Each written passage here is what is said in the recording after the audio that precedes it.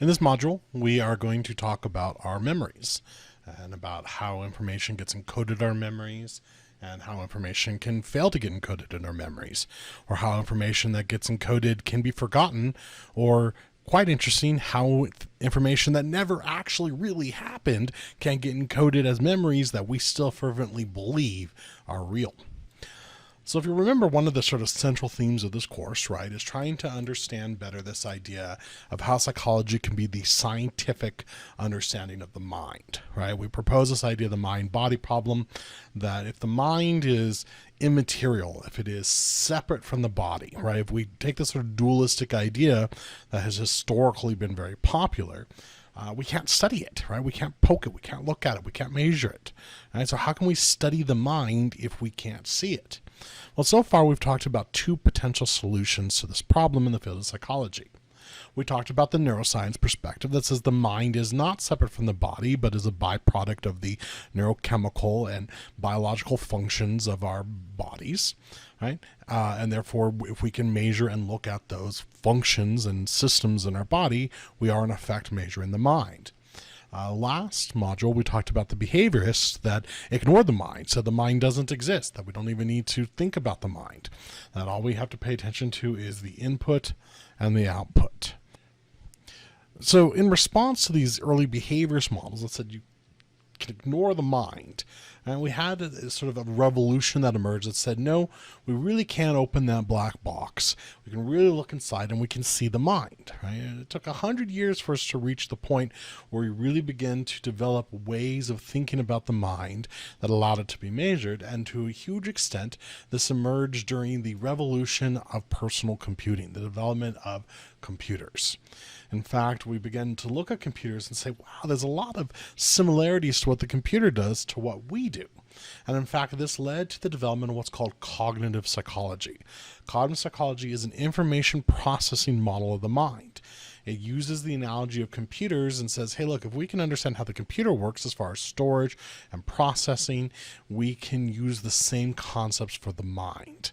In fact, many models of memory are essentially built initially on models of how the computer processes information.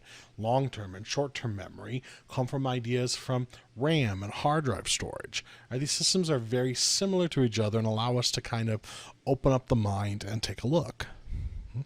We can even begin to dissect different ways that the mind processes information. So in memory, for example, there's multiple ways that we might be able to recall something, try to remember something. If you think back to the very beginning of the slide, just about a couple minutes ago, we had the slide that said memory, and there were some objects behind it. Without going backwards in the video, can you remember what objects were behind the word memory? What I'm asking you right now is called recall, or free recall. You're having to go into your mind and pull out that information. This is fairly difficult for the mind to do. We tend to struggle with this. We're not great at this. We're much better at other kinds of memory, like, for example, recognition memory, which is instead which of these objects were on the first slide.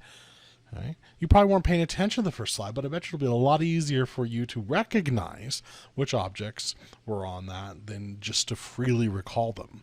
In fact, if we take a look, these were the objects, and you can see how well you did. Right? So memory encompasses many different systems of how we retrieve it, how we process it, how it gets in there. Generally speaking, most modern models of memory involve three primary processes: encoding, storage, retrieval. And we're going to focus on these sort of encoding, storage, retrieval models for memory. The important thing here is that in all of these models of memory, these are active processes. They're not just passive things that happen. You're not a computer in the sense that whatever is recorded gets stored on your hard drive in exactly how it was originally encoded, right? If you try to remember yesterday, you're probably not, you can't just press play and watch a video of what happened yesterday. What you remember is going to depend on what was important, what you were feeling, what you were thinking. Encoding is an active process that starts with our perception and based on our prior models, right? In fact, like, what are we looking at here? Most of you would probably look at this image and say, hey, he looks kind of like a parrot. It is not, in fact, a parrot. It is a young woman who is modeling, right? And we can see that through the use of makeup and some clever image editing, this looks like a parrot when in fact it's a person, right? That is what we mean by active encoding. What you store in your memory is going to be based on what you perceive. And that's going to be those things that you find important. That's going to be based on your prior experiences. It's going to be based on your expectations. It's going to be based on your mood. It's going to be based on your emotions. It's going to be based on whether you're hungry or full, tired or awake, sick, or if you feel good, right? All of these things are going to affect how that memory is stored, right? We tend to encode information about our personal experiences that wrap not just what happens, but all of our feelings with them. And when we recall memories, we tend to recall those sort of emotional and physical sensations that were associated with it. Right? So encoding is an active process. Storage is the way in which the brain can store memories either for short term or long term. And then lastly, we have the retrieval process, which is also an active process, right? What we retrieve is going to depend on context. It's going to depend on our mood. It's going to depend on what's important to us. It's going to depend on, what's happening right now, right? Encoding, storage, and retrieval are all active processes. The same person can be in the exact same situation. They will encode a different memory. Their likelihood of retrieving that memory depends on their own personal experiences.